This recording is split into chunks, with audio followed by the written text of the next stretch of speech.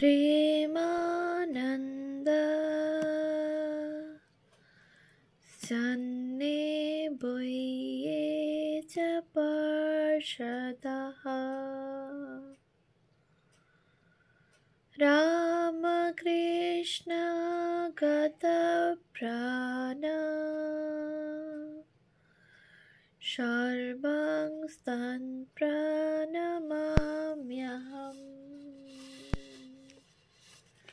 পূজনীয় স্বামী বিরজানন্দজি মহারাজের রচনা পরমার্থ প্রসঙ্গ গ্রন্থ থেকে পাঠ। পৃষ্ঠা সংখ্যা 1681।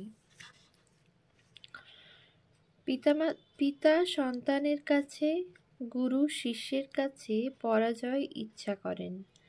সন্তান ও শিষ্য তাঁদের চেয়েও বড় হোক, এই তাঁরা চান। 82। ভগবানই গুরুর গুরু, পরম গুরু। তিনিই যন্ত্রী, মানুষ গুরু তাঁর যন্ত্রস্বরূপ, যার মধ্যে দিয়ে তাঁর শক্তি শিষ্যে সঞ্চারিত হয়। 83। সদ্গুরু মন্ত্রদীক্ষার মধ্যে দিয়ে শিষ্যকে তাঁর সাধনালব্ধ পরম বুঝ্যতত্ত্ব দান করেন। তাকে ব্যবহারিক বুদ্ধির মাপকাঠি দিয়ে বিচার করতে বা যাচাতে যাবে না। তা করতে গেলে হীরার দাম বেগুনওয়ালা যেমন নরসের বেগুনের উপর একটিও দিতে চায়নি, তাই করা হবে। এসব তর্ক বিচারের বস্তু নয়, গুহ্য মিস্টিক ব্যাপার, সহজে বোঝা যায় না। গুরুপদেশে বিশ্বাস করে সাধন ভজন করলে তবে হৃদয়ঙ্গম করা যায়, পর্দার পর পর্দা খুলে যায়। 84। প্রত্যহ অন্তত কিছুক্ষণের জন্য বসে জপ ধ্যান করবে। সময়াভাব না আন্তরিকতার অভাব? সব কাজ করবার সময় মেলে বা সময় করে নাও, হাজার তুচ্ছ কাজ হোক না, আর 1-8 ঘন্টা জপ ধ্যান করবার সময় পাও না? তৃষ্ণার জন্যে যেমন জলের, ক্ষুধার জন্যে যেমন আহারের, বাঁচবার জন্যে যেমন বায়ুর প্রয়োজন, পরমার্থ বস্তু লাভের জন্যে তেমনই জপ ধ্যান, প্রার্থনা, ক্রিয়াদির বিশেষ প্রয়োজন। ভগবানের জন্যে অভাব বোধ জাগাতে হবে। প্রত্যহ ক্রিয়াদির অভ্যাস দ্বারা তা ক্রমশ আসবে, তাতে শক্তি সঞ্চয় হবে। 85। অনেকে দীক্ষার পর গুরুকে বলে, বাবা, আমরা কিছুই করতে পারবো না, এখন হতে আপনার উপর সব ভার দিয়ে আমরা খালাস। এসব ফাঁকি দেবার, কিছু না করবার মতলব। ধর্মলাভ কি এতই জিনিস?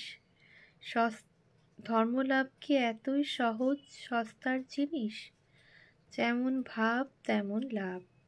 মুখে বললেই কি ভার দেওয়া হলো? সে অনেক সাধন সাপেক্ষ। নিজের অহংকে বলি দিয়ে সম্পূর্ণভাবে আত্মসমর্পণ করতে হয়। 2 পয়সা রোজগারের জন্য দিন রাত টো টো করে ঘুরতে পারো, আহার নিদ্রা ত্যাগ করে খাটতে পারো, আর জ্ঞান ভক্তি লাভের বেলায় আমরা কিছু করতে পারবো না। বেশ মজার কথা তো।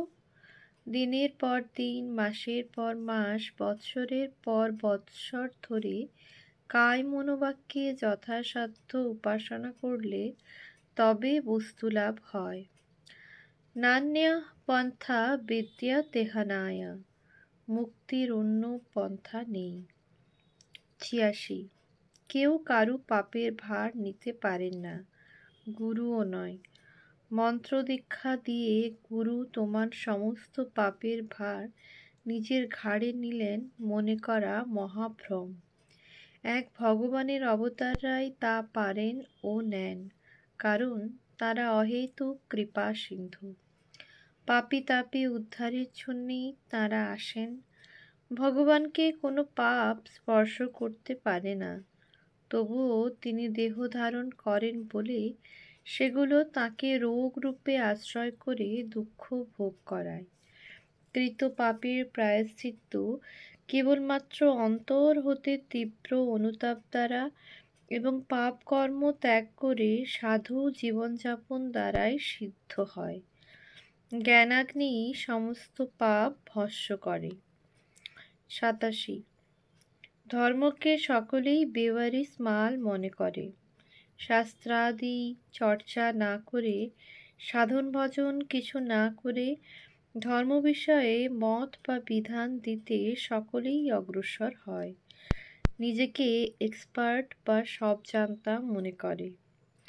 যে কোনো একটা অপরাবিদ্যা আয়ত্ত করতে হলে কত বৎসর ধরে বিদ্বান শিক্ষকের কাছে শিখতে হয়, আর পরাবিদ্যা লাভ করতে ধর্মের সূক্ষ্মাতিসূক্ষ্ম তত্ত্ব জীবনে প্রতিফলিত করতে বহু আয়াসসাধ্য শিক্ষা দীক্ষার দরকার হয় না মনে করা বাতুলতা মাত্র।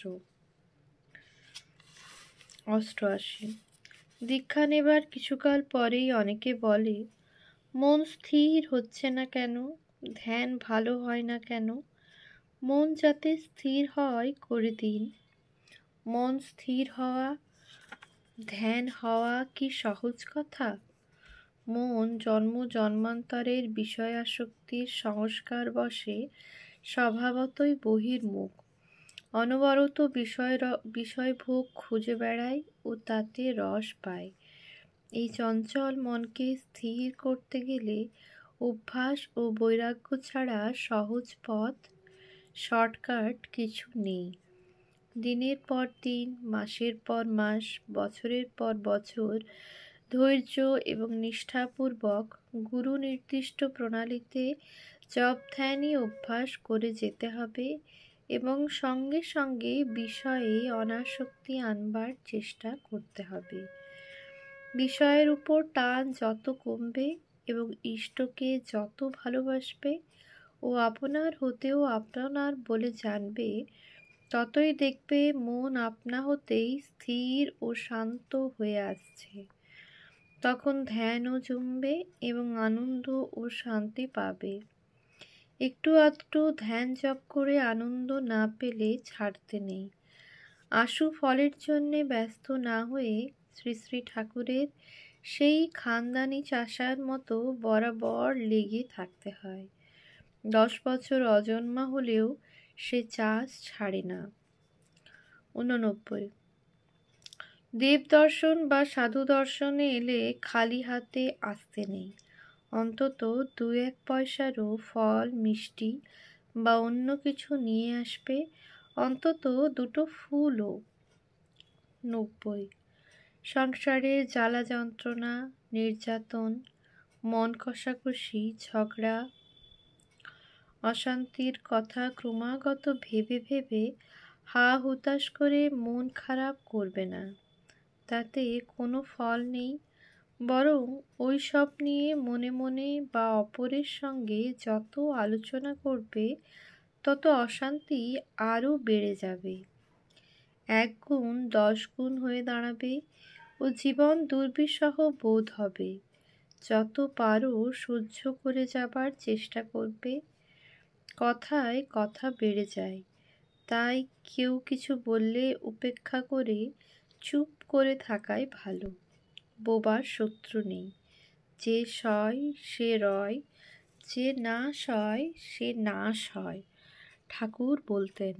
মিষ্ট কথায়, মিষ্ট ব্যবহারে, সেবায়, ভালোবাসায় সকলেই বশ হয়, আজ না হয় 2 দিন পরে। মনে খুব জোর সংকল্প আনবে, বারবার বিফল হলেও শোধরাতে চেষ্টা করবে। ভগবানের কাছে তোমার সব দুঃখ জানাবে, কাঁদবে, অন্তরের সঙ্গে প্রার্থনা করবে তোমার সব দোষ ত্রুটি দূর করে দিতে। অপরকে শোধরাতে যাওয়া বৃথা, পাগলামি, নিজেকেই শোধরাতে হয়। কারো উপর দেশ ভাব রাখবে না। আপনি ভালো তো জগৎ ভালো, এ যদি না পারো তো সে তোমার দোষ ও তার ফলও নিজেকে ভুগতে হয়। তা হতে কেউ তোমাকে নিষ্কৃতি দিতে পারে না। 91। বিষয়ের বা কারো প্রতি আসক্তি বা মমত্ব বুদ্ধি সমস্ত সংসার বন্ধনের মূল কারণ। জ্ঞানী লোক কাউকে ব্যক্তিগতভাবে ভালোবাসেন না এবং অপরকেও তার প্রতি ব্যক্তিগতভাবে ভালোবাসতে বা আসক্ত হতে দিতে চান না। নিজে মুক্ত বলে তিনি কাউকে তার প্রতি মায়ায় বদ্ধ হতে দিতে চান না। তিনি নিজের আত্মাকে, ভগবানকে সকলের মধ্যে দর্শন করেন বলে সর্বজীবে সমভাবে তার ভালোবাসা বা প্রেম। তার প্রেমে দেহেন্দ্রিয় সম্বন্ধ নেই, কাম গন্ধ নেই, রূপজ মোহ নেই। জ্ঞানী প্রকৃত প্রেমিক, প্রকৃত প্রেমিকই জ্ঞানী। 92। ত্যাগ, প্রেম ও পবিত্রতা ভগবান লাভের উপায়। এরা পরস্পর অঙ্গাঙ্গিভাবে সম্বন্ধ, একটি হলে অপর দুটিও থাকে। সমস্ত বিষয় বাসনায় বিতৃষ্ণা, সর্বজীবে ভালোবাসা, আপন বোধ এবং অন্তরে বাহিরে কায় মনোবাক্যে পবিত্র না হলে প্রেম স্বরূপ, পবিত্রতা স্বরূপ পরমেশ্বরকে লাভ করা যায় না। অন্তরে পবিত্র চিন্তার ধারা যাতে এক টানা বয়, সে বিষয়ে সর্বদা যত্ন করলে কুচিন্তা, কুপ্রবৃত্তি সব দূরে পালায়। চরিত্র মন এমনই গড়ে যায় যে তার দ্বারা কোনো কুকর্ম, কুচিন্তা, দেশ হিংসা সম্ভব হয় না। এরকম লোকের ভেতর থেকে এমন তেজ বা শক্তির প্রকাশ হয় যে তার সংস্রবে এসে অসাধু সাধু হয়ে যায়, মহাপাপী ধার্মিক ও সত্যনিষ্ঠ হয়, নাস্তিকও ভগবত ভক্ত হয়ে যায়, সংসার তাপে তাপিত ব্যক্তি শান্তির অধিকারী হয়। 93। পাপ ও পারা যেমন চাপা থাকে না, প্রেম ও পবিত্রতাও সেই রকম চাপা থাকে না। আগুনকে কি কাপড় ঢাকা দিয়ে লুকিয়ে রাখা যায়? যার আমি আমার বলতে কিছু নেই, আপন পর নেই, তিনি নিজেকে যতই লোকচক্ষুর অন্তরালে রাখুন না কেন, তার জ্ঞানের আলোয় সমস্ত জগৎ উদ্ভাসিত হয়। তার ভগবৎ প্রেমের বন্যায় সমস্ত জগৎ প্লাবিত হয়। সেই ধন্য যে এই রকম ব্রহ্মজ্ঞ মহাপুরুষের আশ্রয় ও কৃপা লাভ করে। 94। যৌবনই ধর্মসাধনার সবচেয়ে ভালো সময়। তখন যদি উঠে পড়ে লেগে যথেষ্ট আধ্যাত্মিক শক্তি সঞ্চয় করা যায় তো অবশিষ্ট জীবন অনেকটা নিরাপদে, সুখে ও শান্তিতে কাটানো যায়। যতই বিপদ আপদ আসুক না কেন, কিছুতেই বিচলিত করতে পারে না। এই সময় জীবনকে না গড়তে পারলে পরে আর হয়ে ওঠে না। এক মুহূর্ত আলস্যে বা বাজে কাজে নষ্ট করবে না। শরীর ভালো নয়, সময় পাইনি, এই রকম নানা ছুতো এসে জোটে, ও সব বাজে কথা। আহার বিহার, নিদ্রা এবং সব কাজকর্ম যদি সংযত ও নিয়মিতভাবে করা যায় তাহলে শরীর মন সতেজ ও প্রফুল্ল থাকে। তাদের দিয়ে অনেক বেশি কাজ পাওয়া যায় এবং কাজও খুব ভালো হয় আর সময়ও যথেষ্ট পাওয়া যায়। ওম শান্তি শান্তি শান্তি। হরি ওম তৎসৎ। শ্রীরামকৃষ্ণার্পণমস্তু।